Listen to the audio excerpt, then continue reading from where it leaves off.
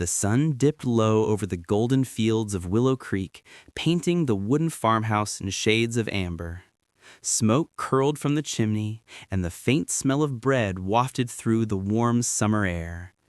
Inside, Mary Dawson, a thin woman with lines of years etched across her face, worked quietly at the kitchen table, kneading dough with hands that had known hardship all her life. The door creaked open. Ethan, her 22-year-old son, stepped in, shoulders tense, eyes restless. Dust clung to his boots, and the sharp air of ambition seemed to trail behind him. "You're late again," Mary said softly, not lifting her eyes. "Work doesn't wait, Ma. Not everyone can spend their time kneading bread," he replied, tossing his coat on the chair. Mary's lips trembled slightly, hiding the hurt she felt. "I pray for you every day, Ethan. That counts for something, doesn't it?" Ethan didn't answer. He looked around the familiar, small house. The walls seemed tighter than before, the air heavier, as if the house itself were holding its breath. Dinner passed in silence. The bread cooled on the table, the tick of the clock louder than any word. Ethan dreamed of a life far beyond these fields, beyond the slow rhythms of farm life. He imagined streets lined with lanterns and men in suits who didn't smell of earth and sweat. "Dreams are good, son," Mary said one evening as she set plates on the table. "But don't forget the soil that raised you. A tree without roots won't stand." "I'm not meant for roots, Ma," Ethan said sharply. "I need more than this." Mary's fingers hovered over the wood grain of the table, worn smooth by years of meals. "I only want peace for you." "Peace doesn't feed a man," Ethan snapped. "Only work and money can." She didn't respond. Her eyes flicked toward the window, watching the fading light, as though trying to remember the boy she raised and the man he had become. Days later, Ethan returned from town wearing a dark wool coat, the kind that no family in Willow Creek could afford. Mary's eyes widened. "Ethan, where did you get that?" "I borrowed it from Mr. Howell," he said, pride shining in his voice. "I'll pay him back soon." Mary's voice shook. "You can't keep borrowing. Debt will bury you faster than hunger." "I know what I'm doing," Ethan replied, sharp. "You don't," she said softly. "You chase pride, not purpose." The word hit him like fire. "Why can't you ever just be proud of me?" Mary reached out to calm him, trembling slightly. But in that moment of tension, Ethan's anger surged uncontrollably. His hand struck her cheek. A plate toppled to the floor. The sound echoed through the small house. Mary's eyes, wide and full of disbelief, never showed anger, only heartbreak. She turned away, walked to her room, and closed the door quietly, leaving Ethan frozen in shock. For 3 days, the farmhouse remained quiet. Mary spoke little, moved slowly, her eyes distant. Ethan tried to apologize, but shame held his tongue. Every meal was eaten in silence. Every evening, the empty space where Mary should be pressed on him heavier than the fields outside. On the 4th day, he found her by the window, sewing one of his worn shirts. She looked smaller somehow, fragile. "Ma," he whispered. "Eat your breakfast before it gets cold," she said quietly, not meeting his gaze. Her calmness crushed him more than anger ever could. Weeks passed. Mary grew weaker, but she never complained. Ethan's guilt became unbearable. Whispers followed him in the village. One evening, he returned to find her fainted near the stove. Panic seized him as he lifted her to her bed, calling her name. She opened her eyes slowly. "Don't cry, Ethan. Mothers heal, but hearts remember." "I didn't mean it, Ma," he cried. "No son ever does," she whispered. but love remembers everything. That night, he stayed awake beside her bed. Every creak of the floor, every whisper of the wind reminded him of that one moment, the slap that changed everything. He realized that life itself now seemed to punish him, and that some wounds could never be undone. The village seemed smaller now, closing in on Ethan like the walls of the farmhouse. Every glance from the neighbors carried judgment. Children stopped playing when he passed. Women whispered behind curtains. The story of the boy who struck his mother spread like wildfire, and Ethan felt each word pierce deeper than any knife. He tried to work harder in the fields, bending his back to the earth, but the soil offered no solace. Even the horses seemed to sense his inner turmoil, refusing his commands at times, forcing him to lash out in frustration. Mary watched from the window, silent but watchful. She did not speak of the whispers, yet every tone of scolding from the villagers echoed in her eyes. Ethan, too proud to apologize fully, felt shame twist like a rope around his heart. At night, he tried to sleep, but the house seemed alive with memories of that day. The sound of a plate breaking, the feel of her soft hand in his, the tear-filled gaze, it haunted him relentlessly. One chilly morning, Ethan returned from the fields to find Mary sitting by the fire, coughing violently. Her face was paler than usual, her hands shaking as she held a rag to her lips. "Ma, you should see a doctor," Ethan stammered, panic rising in his chest. "I'm fine, son. Just old age catching up," she said, but he could hear the tremor in her voice. For the first time, Ethan realized that his pride and anger had consequences far beyond the moment itself. The villagers' whispers, the cold stares, the shame, they were nothing compared to the fragility of the woman who had loved him without condition. He helped her to the chair, sitting beside her, hands trembling. The reality of mortality, hers and his own, pressed on him. Every day he had spent angry and ungrateful now seemed like stolen time, stolen memories he could never reclaim. Ethan tried to make amends in small ways, fetching water, tending the fields more than ever, preparing her meals with trembling hands. But Mary remained distant, her gaze often lost in some place he could not reach. Each night he sat by the window, staring out at the endless fields, wondering how pride could have led him to destroy the love he once took for granted. He began to dream of her softly, calling his name in the dark, accusing without words, her eyes full of sorrow. The dreams left him shaking, drenched in sweat, and unable to escape the feeling that some damage could never be undone. In the village, whispers turned to pointed fingers. Even men who once respected him now kept their distance, and Ethan felt a growing isolation that gnawed at his spirit. Mary's health worsened. She ate less, moved slower, and yet never complained. The tiny house felt heavier with each passing day. Ethan noticed every cough, every sigh, every small falter, but he could not bring himself to speak the words he most needed to. "I'm sorry, Ma. I was wrong." One evening, she sat by the window staring out at the fading sun. Ethan approached cautiously. "Ma, I've tried to fix what I did," he said, voice breaking. Mary did not answer immediately. She merely looked at him, her eyes deep pools of pain and unspoken love. "You've learned nothing yet, Ethan," she said finally. "Pain teaches those who refuse to listen, and pride blinds a man to what matters most." Her words struck him harder than any slap, any shame. This time, the lesson was clear. He had no one to blame but himself. The autumn winds began to sweep across Willow Creek. Leaves fell in swirling patterns, and the farmhouse groaned under the chill of approaching winter.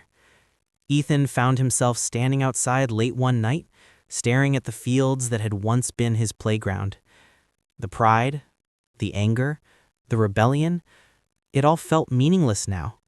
He had chased ambition and disregarded the hand that fed him, clothed him, and loved him unconditionally. In the kitchen, Mary lay asleep, her breathing shallow. He watched her frailty and felt a cold shiver run through him. Something told him the reckoning was near, that life, patient but unyielding, had begun its silent work. Ethan's reflection in the window showed a young man transformed, tired, haunted, and aware for the first time of the magnitude of his mistake. The story of his pride was no longer a secret, no longer just between mother and son. It would shape the rest of his life, and every step forward now felt heavy with regret. The first frost of winter had painted Willow Creek in pale silver. Each breath Ethan took came out as mist, curling and fading into the cold night.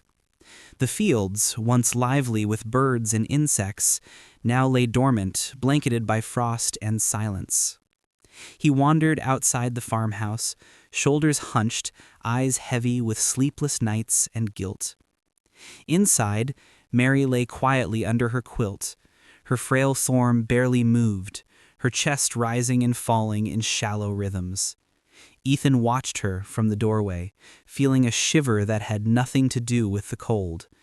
He realized he had spent years ignoring her warnings, chasing pride and ambition instead of love and loyalty. "Ma," he whispered to himself, though she did not hear. "What have I done?"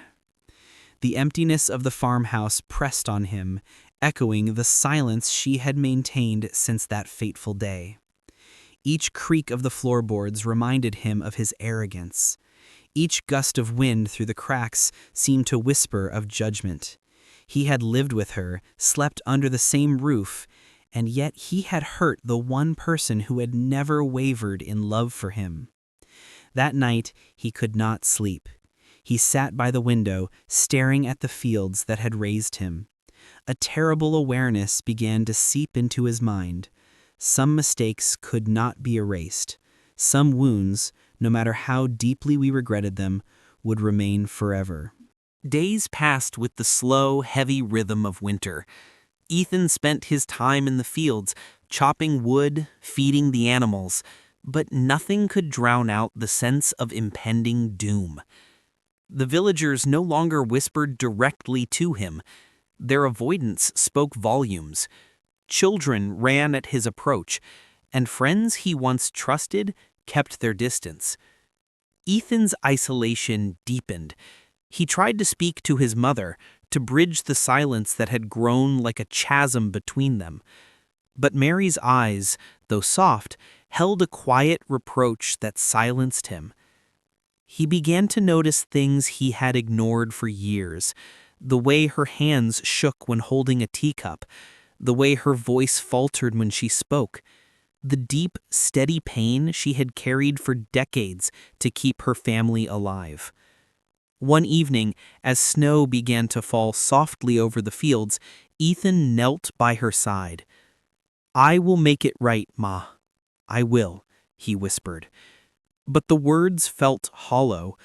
He could not bring back the time lost, the love he had failed to nurture, or the single moment of violence that had changed everything. That night, he walked the frozen fields alone, feeling smaller than he had ever felt in his life. The wind bit his cheeks and seemed to echo his shame. He had traded honor for pride, and now pride offered nothing but emptiness. Mary's condition worsened. Coughs racked her thin body, and her movements grew slower with each passing day. Ethan spent long hours by her side, tending the fire, preparing her meals, holding her hand as she slept. Yet no matter what he did, the guilt remained a constant weight, pressing on his chest like a stone. One evening, she looked at him with eyes that were both forgiving and infinitely sad. "Ethan, some lessons come too late," she said softly. "I have loved you always, even when you did not see it, and yet you must now learn the cost of your hand." Ethan shook his head, tears streaming down his face. I will stay with you, Ma. I will care for you until the end." Her smile was faint, but it carried the sadness of someone who knew the truth of life. No matter how hard one tried, some consequences could not be avoided.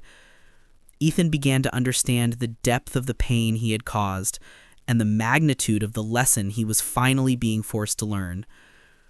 Outside, the wind howled through the trees, and the frost crept closer to the farmhouse, as if the world itself mourned with him. Sleep no longer came to Ethan. At night, he sat by the fire, staring at the dancing flames, haunted by the memory of the day he had struck his mother. The sound of the plate breaking, her quiet gasp, the stunned stillness, it repeated endlessly in his mind.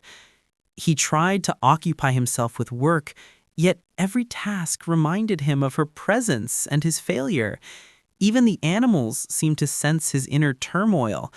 The chickens refused to come close, the horses shied away, and the fields, though fertile, mocked his loneliness with their emptiness. Mary's coughs had grown more frequent, and each one shredded his heart a little more. Her frailty now became the mirror of his own soul, broken, weary, and full of regret. He began speaking aloud to her when she slept, confessing his failures, begging silently for forgiveness that he feared might never come. The cold winter nights pressed against the thin walls of the farmhouse, carrying the echo of his despair across the empty fields. By midwinter, the farmhouse felt smaller, colder, and heavier. Mary could no longer rise from her bed without assistance, and Ethan found himself trapped in a cycle of caretaking and guilt. He watched her, knowing that each day might be the last, and that he had no way to undo the harm he had caused. One evening, as snow fell thickly against the windows, Ethan sat at her bedside, his head in his hands. "I was wrong, Ma. I should never. His voice broke, the unfinished words hanging in the cold air like broken promises. Mary reached a trembling hand toward him, weak but steady. "Ethan, you must remember this. Love is stronger than pride, but even love cannot always protect us from ourselves." Her words sank into him like ice water, shocking him with the truth he had ignored for so long. He understood now that his mistakes had not only harmed her, but had left him alone with a burden that would never lift. Outside, the wind rattled the roof, carrying with it the final warning of the coming tragedy. Ethan realized the reckoning was near, unavoidable, unyielding, and absolute. The audience feels the tension, the moment of truth, the lesson, and the heartbreak are approaching, and nothing can stop it. The first heavy snow of winter blanketed Willow Creek, turning the familiar fields into a silent, frozen expanse. The farmhouse groaned under the weight of frost, and each gust of wind rattled the windows like a mournful cry. Ethan moved slowly through the kitchen, carrying a bowl of hot broth to Mary's bedside. Her fragile form lay beneath a pile of quilts, her chest rising and falling in shallow, irregular rhythms. "Ma, you must eat," Ethan said gently, but his voice trembled with a helplessness he could not hide. Mary stirred slightly, her pale lips curving in a faint, tired smile. "I will, Ethan. I am fine," she whispered. "You've done enough. More than enough. Now you must learn what it means to carry the weight of your actions." Ethan sat by her side, his hands shaking as he placed the bowl in front of her. Outside, the wind howled through the trees, and the frost crept closer to the house, mirroring the chill that had settled in his heart. That night, he could not sleep. He sat by the window, staring at the endless white fields, haunted by memories of the day his hand had struck the woman who had given him life. That night, the storm returned. The wind howled through the chimney and the farmhouse shook as if nature itself was bearing witness to Ethan's reckoning. He knelt beside Mary's bed, her face pale, her breathing ragged. "Ma," he whispered, his voice breaking, "I need to tell you something before it's too late." She slowly turned her head toward him, her eyes heavy but aware. "I was wrong," Ethan said, the words trembling out of him. "The things I said, the way I acted, I thought I knew better than you. I thought strength meant never bowing to anyone, but I see now I was just a fool who hurt the only person who ever truly loved me." Mary's lips moved, her voice barely a whisper. "You've learned, my boy, and that's enough." He pressed his forehead against her hand, his tears falling freely. Outside, thunder rolled across the valley like the echo of heaven itself. When dawn broke, the world outside was covered in white, pure, untouched, silent. The fire had gone out, and a dim orange light seeped into the room. Ethan stirred from his chair, stiff and exhausted. He turned toward his mother's bed. She was still, too still. Her hands lay folded neatly on her chest, and her face held the faintest, most peaceful smile. For a long time, Ethan didn't move. The air felt thick, the clock unmoving, the world utterly still. When the realization struck him, it did not come with a scream, but a quiet collapse. He fell to his knees beside her, his voice breaking into the soft morning light. "Rest now, Ma. You've done enough. I'll carry your love. I swear I will." The house felt emptier than ever before. Yet somehow in that emptiness, Ethan felt her presence, not in sound, but in warmth, lingering like sunlight through the frost.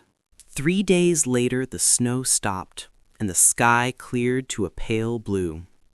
Ethan, alone, carried his mother's coffin to the small hill behind the farmhouse, the same place she had once planted lilacs in spring. Each step through the snow was heavy, his boots sinking deep, his breath fogging the air. He placed the wooden box beside her, the letter, her rosary, and a small locket she had worn since his birth. As he covered the grave, the wind rose softly, swirling snowflakes across the field. It almost sounded like her voice, calm, forgiving, eternal. Ethan stood there long after, staring at the horizon, his eyes red, his heart hollow. Yet in the silence, something began to change. The man who had been consumed by pride was gone. What remained was humility, love, and a scar that would guide him for the rest of his days. He whispered, "I'll make you proud, Ma. I promise." And for the first time in years, the wind carried his words not with bitterness, but peace. After Mary's burial, the farmhouse felt unbearably empty. The rooms, once filled with warmth and chatter, now echoed with silence. Every creak of the floorboards, every gust of winter wind reminded Ethan of the loss he had caused through pride and impulsiveness. He wandered from room to room, touching objects that reminded him of her. The quilt she had stitched, the worn apron in the kitchen, the small wooden box with her letters. Each item was a memory, a relic of the love he had taken for granted. He realized that life had moved on outside, but inside him, time had frozen. His guilt weighed heavier than any winter storm.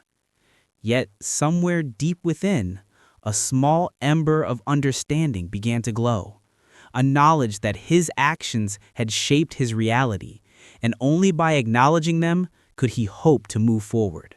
Days turned into weeks, and Ethan tried to resume work on the farm, yet every task felt empty without Mary's presence. The animals sensed his sorrow, moving sluggishly, their eyes reflecting his despair. The land, too, seemed unforgiving, snow and frost slowly taking their toll on the remaining crops. Ethan often found himself staring at the horizon, recalling her gentle voice and the lessons she had tried to teach him. Pride had been his folly, and now he carried the burden alone. He spoke to no one, fearing the judgment of the villagers, yet he did not need their whispers.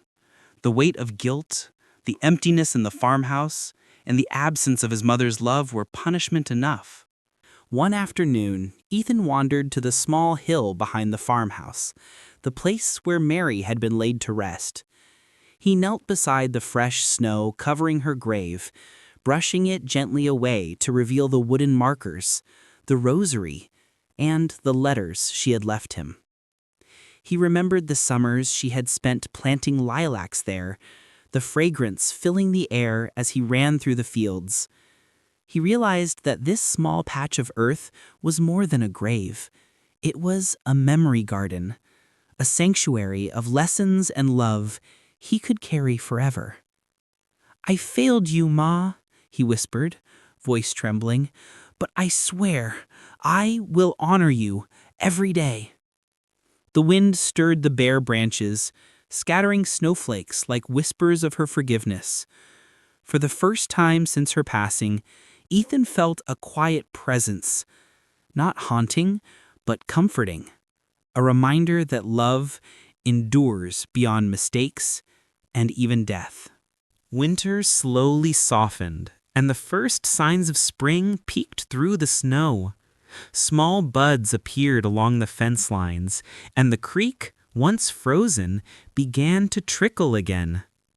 Ethan worked the land diligently, repairing fences, clearing snow, and tending to the animals. But this time, his work carried intention, not pride, not rebellion, but a quiet dedication to the lessons Mary had instilled in him. Each seed he planted, each task completed, became a small act of atonement. He spoke aloud to her in the wind, thanking her for love, for patience, and for forgiveness. The farm began to feel alive again, mirroring the slow awakening of his own heart. Subtle changes. Children waved as he passed, neighbors greeted him politely. Yet Ethan paid little attention. His work was not for recognition. It was a promise to his mother, to himself, and to the life he had once threatened to ruin with reckless hands. Years passed, and Willow Creek saw many changes, but the Dawson farm remained a place of peace, tended with care and love. Ethan had grown older, his hair streaked with gray, his hands calloused yet steady. He stood on the hill one morning, the sun rising over the fields. The lilacs Mary had planted years ago now bloomed wild and strong. Ethan breathed deeply, feeling her presence in the wind, in the earth, in the very air around him. "I will live as you taught me, Ma. I will honor your love, your patience, and your wisdom, and I will never forget." Pride and anger can destroy even the strongest bonds, but love, humility, and reflection endure, guiding the living long after the ones we lose have gone. The story closes with a haunting, beautiful image of the farm at sunrise. Ethan standing alone but changed, carrying both sorrow and wisdom, the true legacy of his mother's love.